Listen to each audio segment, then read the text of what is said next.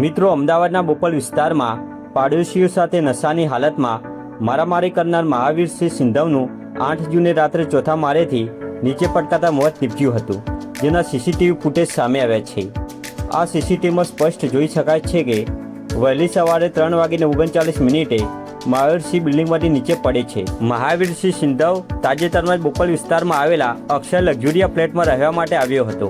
8 જૂને રાત્રે મહાવીરસિંહે ફ્લેટના અન્ય બ્લોકમાં રહેતા પાડોશીઓ સાથે કોઈ બાબતે ભારે હોબાળો મચાવ્યો હતો. ઝઘડો એટલો ઉગ્ર બન્યો હતો કે તેણે રહીશો સાથે મારામારી શરૂ કરી હતી. તેના આતંકથી કંટાળીને સ્થાનિકોએ તાત્કાલિક પોલીસ કંટ્રોલ રૂમના ઇમરજન્સી નંબર 112 પર કોલ કરીને પોલીસને જાણ કરી હતી.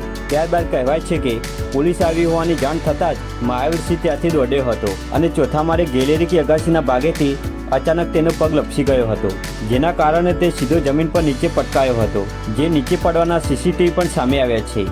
એટલે કે 8 જૂને વહેલી સવારે મહાવીરસિંહ નીચે પડ્યો હતો.